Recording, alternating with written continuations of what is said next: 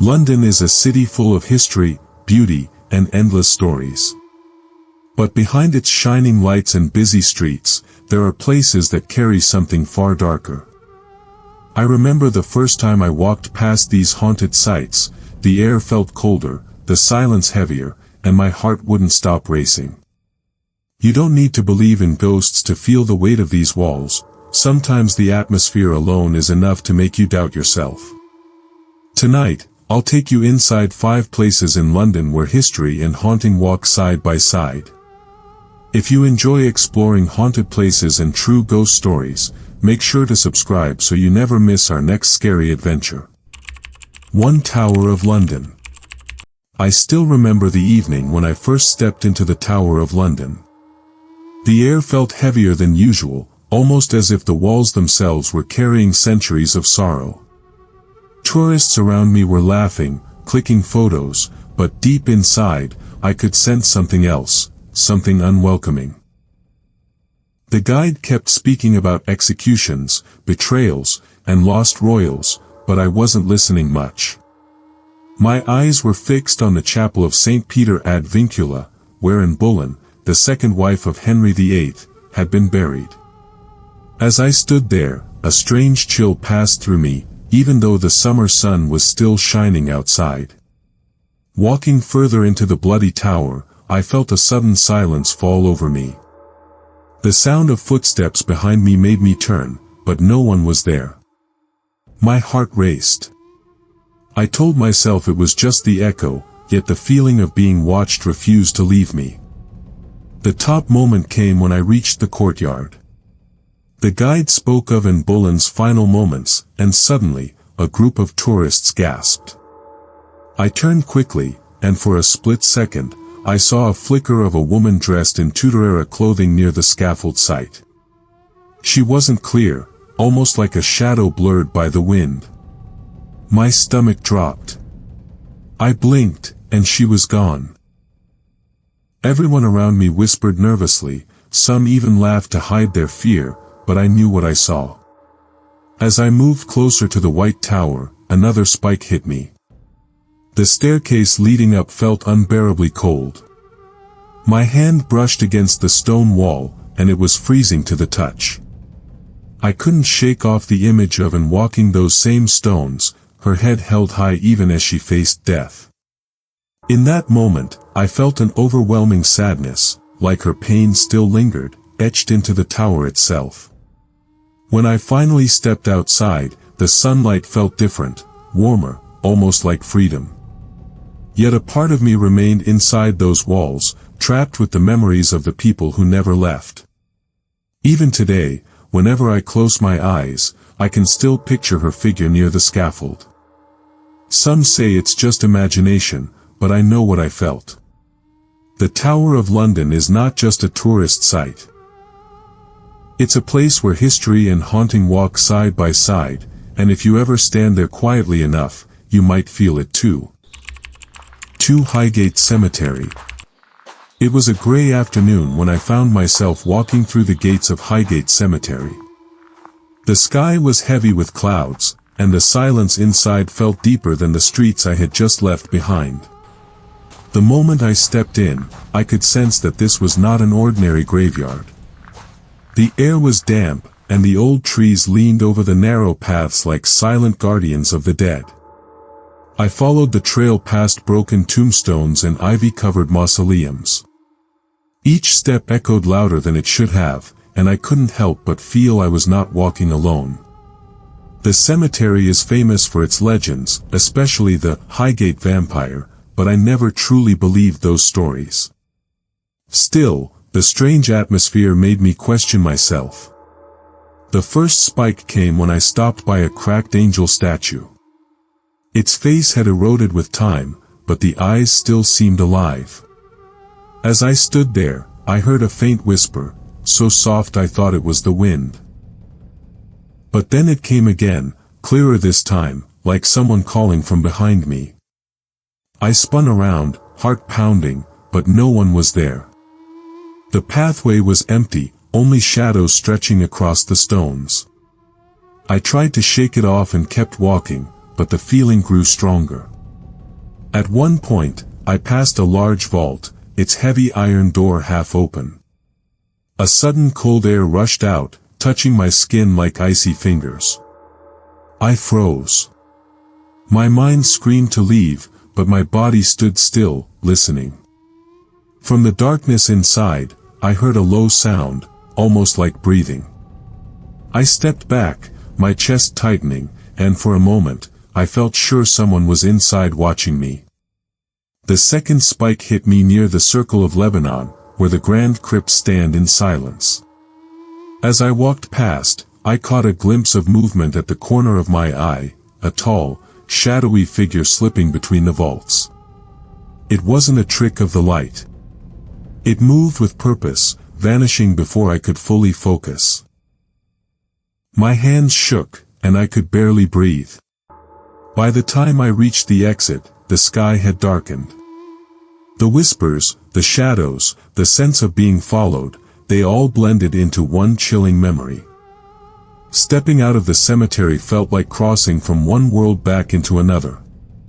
Even now, when I think of Highgate, I don't just remember the graves or the silence. I remember the whispers that had no source, the cold air that felt alive, and the shadow that disappeared too quickly to be human. Highgate Cemetery isn't just a resting place for the dead, it's a place where the past still walks, and if you stay long enough, it might just walk beside you. 3. The 10 Bells Pub, Spitalfields. I had always heard about the 10 Bells Pub, the old place in Spitalfields linked to Jack the Ripper's victims. Still, nothing prepared me for the night I decided to step inside. From the outside, it looked like any other London pub, warm lights, the sound of chatter, and people drinking. But the moment I pushed the heavy wooden door open, I felt something different. The air inside was heavy, almost damp, as if the walls had been soaked in history. I found a corner seat where the wallpaper was peeling slightly, and the smell of old wood mixed with beer filled the room. The bartender smiled politely, but his eyes seemed tired, almost as if he knew the stories too well. I tried to relax, but every time I looked around, I noticed small things, the old portraits hanging crooked, the uneven floorboards creaking under the slightest step. The first spike came when I went upstairs to use the restroom. The staircase was narrow and dimly lit, and halfway up, I felt the unmistakable sensation of someone brushing past me. My heart skipped. I turned quickly, but no one was there. Only silence. My hands trembled as I grabbed the railing, convincing myself it was my imagination. But the cold air that followed felt far too real. When I returned downstairs, the pub felt louder, yet I couldn't shake the unease. At one point, while sipping my drink, I saw a woman near the bar. She wore old-fashioned clothes, her bonnet slightly tilted, her eyes hollow and distant. I thought it was some kind of performance or themed event, but before I could take a second look, she was gone. Vanished into thin air. A couple nearby noticed my reaction and whispered, "You saw her too?" That was the second spike, and it made my stomach twist. Later that night, I went to the back hallway, where one of Jack the Ripper's supposed victims was last seen alive. The hallway was narrow, lined with faded wallpaper. I stood there quietly, and suddenly, a sharp knock echoed against the wall beside me. My chest tightened, and I backed away quickly. There was no one in sight, yet the knocking sound repeated, slow, deliberate, as if someone unseen was trying to get my attention. By the time I left the 10 Bells, the cool night air felt like a relief. Yet even as I walked down the cobbled street, I couldn't shake the feeling that someone was following close behind. Every step echoed louder than it should have, and when I turned around, the street was empty. That night I realized something important: the pub isn't just haunted by its past. It carries the weight of the women who suffered, the shadows of their last moments. And if you stay long enough, you don't just hear the history, you feel it breathing beside you. For the Langham Hotel. The night I checked into the Langham Hotel, I expected luxury, not fear. The grand entrance with its golden lights and polished marble floors gave me a sense of comfort at first. Guests laughed in the lobby, the staff moved gracefully, and everything looked like the perfect London hotel. But deep inside, I knew this place carried stories that no chandelier could hide. My room was on the 3rd floor, and the moment I stepped inside, I felt it. The air was strangely cold, far colder than the hallway I had just walked through. I placed my bag down and told myself it was just the air conditioning. Still, something about the silence in the room unsettled me. The first spike came that very night. Around midnight, I lay in bed trying to sleep. Suddenly, I heard a faint tapping sound near the window. It grew louder, steady and deliberate, as if someone was standing outside on the ledge. My heart raced. I forced myself to get up and pull the curtain aside, but there was nothing. Just the dark London skyline. And yet, the tapping didn't stop. It echoed inside the glass, right in front of me. I backed away quickly, my chest tightening. That's when I noticed it, the mirror on the far side of the room. For a brief second, I saw a reflection that wasn't mine. A tall man, dressed in an old-fashioned military uniform, his eyes hollow and lifeless. I spun around, but the room was empty.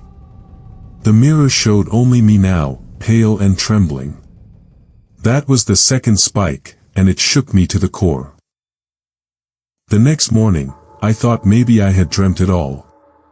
But when I spoke with one of the staff quietly, he gave me a knowing look and whispered, "Room 333? My stomach dropped. He didn't need to explain. I had read the stories, how BBC staff once stayed in that very room and reported the same ghostly soldier.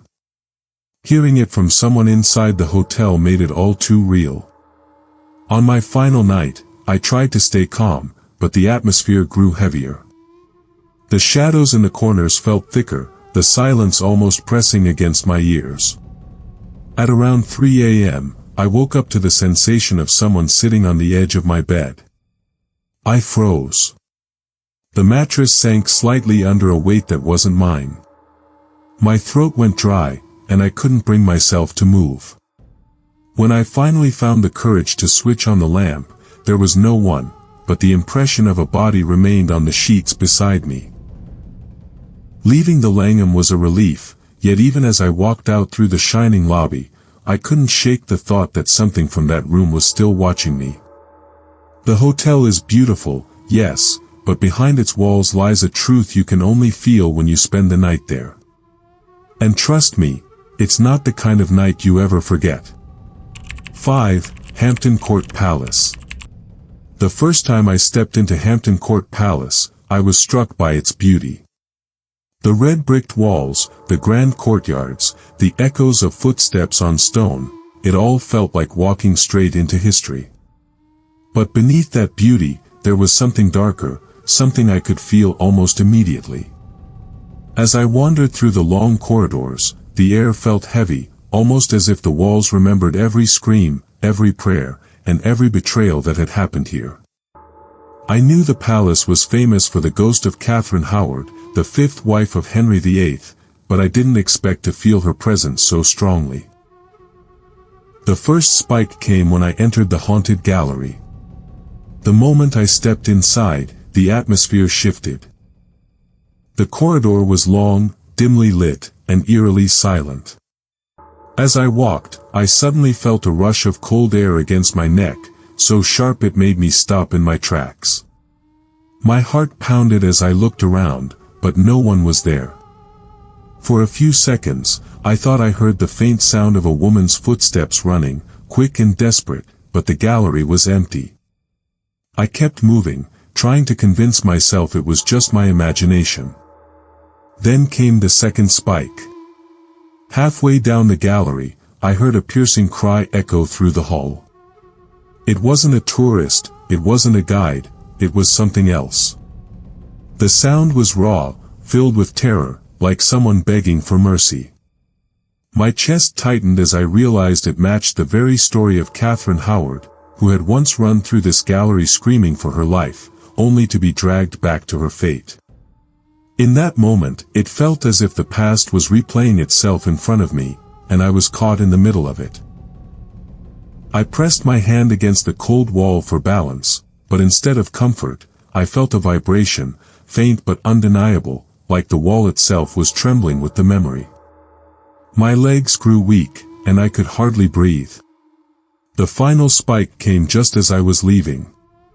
I turned one last time toward the gallery, and for the briefest second, I saw her, Catherine. A pale figure in Tudor dress, her hands stretched out, her face twisted in silent agony. My stomach dropped. I blinked, and she was gone, leaving only the empty hallway behind. When I stepped back into the courtyard, the sunlight felt harsh and unreal, as if the palace had pushed me out. Even now, when I think of Hampton Court, I don't just remember the grand halls or the gardens. I remember the cry that froze my blood, the rush of unseen footsteps, and the fleeting vision of a woman trapped forever in her last desperate moments. Hampton Court is beautiful, yes, but beauty doesn't hide the screams that still linger within its walls.